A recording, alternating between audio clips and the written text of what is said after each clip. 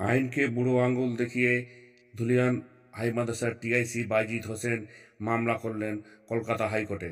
মাদ্রাসা service commission 33D ধারা অনুযায়ী গত 19/3/2025 তারিখে ধুলিয়ান হাই মাদ্রাসার টিআইসি বাইজিদ হোসেনকে পানিশমেন্ট ট্রান্সফার করেন উত্তর দিনাজপুরের রহটপুর হাই মাদ্রাসায়।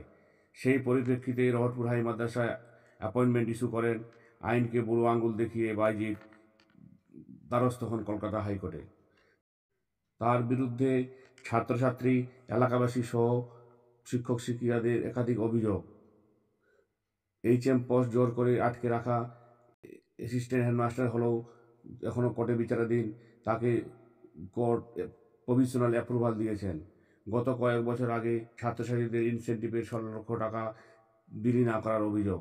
মিড ডে মিলে ছাত্রছাত্রীদের সংখ্যা বাড়িয়ে দেওয়া, নিজের স্ত্রীকে ভর্তির শিক্ষিকা হিসেবে নিয়োগ করা, পঠন পাঠানো গাফিলতির অভিযোগ। স্থানীয় প্রশাসন এই সব বিষয়গুলো নিয়ে ওনার সাথে বসতে চাইলে ওনার সময় নেই, কিন্তু কোর্টে যাওয়ার বহু সময়। এর পেছনে কাদের ভূমিকা আছে সেই বিষয়ে একটু গভীরে যেতে গেলে দেখা যাবে। HM এর অনুপস্থিতি তিনি টিআইসি হন, পাস কোর্সে চাকরি পান, পরবর্তীকালে ডিস্টেন্সে MA করেন এবং টিআইসি থাকাকালীন HM হবেন বলে ম্যানেজিং কমিটি টিআরদের বিভিন্নভাবে প্রলোভন দেখিয়েছিলেন। নিয়ম ভেঙে অ্যাসিস্ট্যান্ট হেডমাস্টার হন, সেটাও কোর্টে বিচারাধীন। প্রধান শিক্ষক 1,90,00,000 টাকা রেখে যাওয়ার পরেও তিনি উন্নয়ন না করে টাকা বিভিন্নভাবে নষ্ট করেছেন বলে অভিযোগ। এর পেছনে বড় বড় রতি মহারথীরা যুক্ত আছেন বলে। মুর্শিদাবাদ জেলায় চাকরি থেকে অবসরের পরেও আনসার আলী সহশিক্ষক শাহাদিয়া হাই মাদ্রাসা। তিনি কিভাবে বোর্ড সদস্য থাকেন? এই বোর্ড সদস্যের ছত্রছায়ায় থাকেন বাইজিদ হোসেন। আরও অভিযোগ যে আনসার আলীর নেতৃত্বে মামলা করেন কলকাতা হাইকোর্টে। আমাদের প্রতিনিধি আনসার আলীর সঙ্গে যোগাযোগ করেন।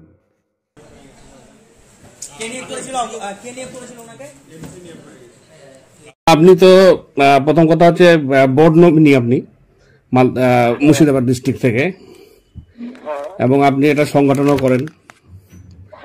হ্যাঁ, তো আমি যেটা জানতে চাইছি যে এই ধুলিয়ান হাই মাদ্রাসায় বাইজিদ হোসেন সাহেবকে ওনাকে ট্রান্সফার করা হয়েছে রহটপুর হাই মাদ্রাসায়। আপনার জানা আছে বিষয়টা?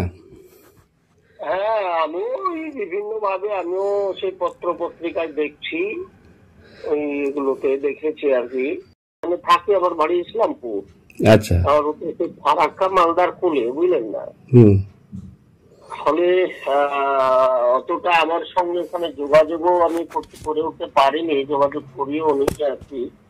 ওদের ব্যাপার ওই এলাকায় যারা আছে তারা, আমি যতটুকু জানলাম যে ওর বিরুদ্ধে ওই এলাকার মানুষজন সহ টিচার মূলত তারা নাকি খুব বেশি মুভমেন্ট টুভমেন্ট করেছে, সব শুনলাম। তারপরে অসুস্থ হয়েছিল নাকি, তাও শুনেছি। এই এতটুকু ব্যাপার। এখন এইটা এখন কিভাবে কি হলো ট্রান্সফার, প্রয়োজনে যারা তারা করতেই পারে আইন মোতাবেক। তো এখন কিভাবে কি হয়েছে এটা আমি ডিটেল এতটা ভালো করে কিছু খোঁজ নি। উনি তো অ্যাসিস্ট্যান্ট হেডমাস্টার। হ্যাঁ হ্যাঁ হ্যাঁ, তো অ্যাসিস্ট্যান্ট হেডমাস্টার কিন্তু এখনো উনি মামলাধীন, মানে বিচারাধীন হয়ে আছেন। ওনাকে এটা আপনার জানা আছে কিনা বিষয়টা একটু আপনি কি জানেন এই ব্যাপারটা? হ্যাঁ, ও তো অ্যাসিস্ট্যান্ট হেডমাস্টার, ওকে আপনার যে কোর্টের মাধ্যমেই তো ও অ্যাপয়েন্টেড ওখানে হয়েছিল। না না না না, আমরা সংগঠনগত ভাবে আমরা এই ব্যাপারে কোনো পদক্ষেপ গ্রহণ করিনি। কারণ আমাদের যে সংগঠন WBTMTA, ওয়েস্ট বেঙ্গল তৃণমূল মাদ্রাসা টিচার্স অ্যাসোসিয়েশন, আমাদের রাজ্যে একটা চলছে, মানে দীর্ঘদিন ধরে একটা গোলমাল, নানান কয়েকটা মানে কি বলবো, যা হয় আর কি, 2-3টে শিবির হয়ে গেছে। আমার কথাটা হলো কি, আমি একজন রিটায়ার্ড পার্সন, বুঝলেন না। হ্যাঁ হ্যাঁ, বলুন। আমি যেহেতু একজন রিটায়ার্ড পার্সন, ইন সার্ভিস যে সমস্ত টিচারেরা আছে তারা এই ব্যাপারগুলোকে নিয়ে, যারা সংগঠন ভালোভাবে করে তাদের এই ব্যাপারগুলো নিয়ে ভাবা উচিত। আপনি বললেন যে আপনি রিটায়ারমেন্ট, তো আপনি রিটায়ারমেন্ট থাকাকালীন কিভাবে বোর্ড নমিনি হলেন? এটা তো আমার একটু প্রশ্ন থেকে যায়। আপনার নামেও তো বোর্ড নমিনির ব্যাপারে আমি আমার প্রশ্নটা শুনুন। আমি বলছি যে আপনি বোর্ড নমিনি হয়েছেন রিটায়ারমেন্টের পরও বোর্ড নমিনি হয়ে আছেন। এই বিষয়ে আপনার একটা মামলা চলছে, মামলাধীন মানে বিচারাধীন বিষয়টা। তো এইভাবে থাকা যায়, মানে পশ্চিমবঙ্গে কি রিটায়ারমেন্টের পরও বোর্ড নমিনি থাকা যায়? এই ব্যাপারে মাদ্রাসা বোর্ডে আপনি বিষয়টা জিজ্ঞাসাবাদ করতে পারেন। আসলে আমাকে ওখানে টিচার হিসাবে রাখা হয়নি। আমি একজন শিক্ষাবিদ হিসাবে, মানে আরবি লাইনেও আমার মুমতাজুল মুহাদ্দিসিন অর্থাৎ সর্বোচ্চ ডিগ্রি, এবং বাংলা ইংরেজি লাইনেও সর্বোচ্চ ডিগ্রি। ওখানে একটা ইসলামিক থিওলজি অ্যান্ড কালচারের উপরে পার্সন ইন্টারেস্টেড ইন এডুকেশন বিদ্যুৎ শাহী হিসাবে একটা পোস্ট আছে, একটা না দুটো বোধহয় পোস্ট আছে বোর্ডে। সেই ব্যাপারে সেই গ্রাউন্ড থেকে ওই ক্যাটেগরিতে আমাকে রাখা আছে, বুঝলেন না? এবার এই ব্যাপারটা নিয়ে বোর্ড আমাকে রেখেছে। এখন এই ব্যাপারটা আমি জানি না, যদি বেআইনি ভাবে যদি করে থাকে বা আইনগত নিয়ম মাফিকে যদি করে থাকে বোর্ড, আমার জানা যে আমি এই ব্যাপারটা জিজ্ঞাসা করেছিলাম, বলে না এখানে আমাদের প্রভিশন আছে। আমার জেলায় যেমন ইতিপূর্বে আমাদের জেলায় আসাদ মাদানি বলে একজন ভদ্রলোক, আপনার ওই শিক্ষাবিদ ইসলামিক থিওলজির উপরে উনি একজন ছিলেন, আসাদ মাদানি, বুঝলেন? হ্যাঁ বলুন।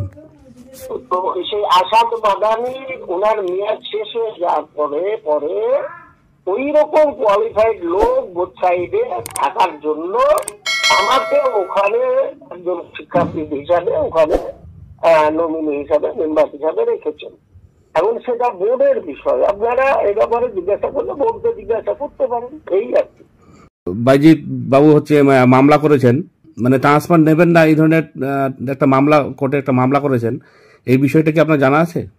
না না না না, এই ব্যাপারে আমার সঙ্গে তো যোগাযোগও করেনি, এ ব্যাপারে আমি জানিও না। তবে ওর আছে শুনেছি, মামলা মোকদ্দমা চলছে। এখন সেই অনুসারে এখন লয়ারের সঙ্গে কিভাবে কি যোগাযোগ করেছে না করেছে সেটা ওর বিষয়। আমাদেরকে শুনুন, কেউ যদি জিজ্ঞাসাবাদ না করে বা না বলে, কি করে যোগাযোগ হয়ে বলতে যাওয়াটা এটা একটা ধরনের আমি মনে করি একটা বিরক্তি। ফলে এই পরিস্থিতি আর এভাবে আছে।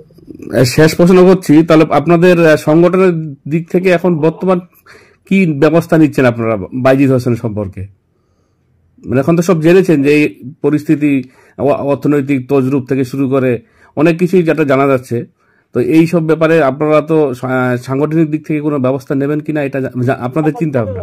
আমাদের বক্তব্য, আমার ব্যক্তিগত বক্তব্য, সংগঠনের ব্যাপারটা রাজ্য প্রেসিডেন্টের ব্যাপারগুলো এখন কিভাবে কি ভাবছেন তারা ভাববেন, আমাদেরকে বললে আমরা একটা কথাই বলবো, কেউ যদি দুর্নীতিবাজ হয়, অন্যায় কাজ করে, তাহলে সে অন্যায়ের শাস্তি হওয়া উচিত, এইটুকু বলবো আমি।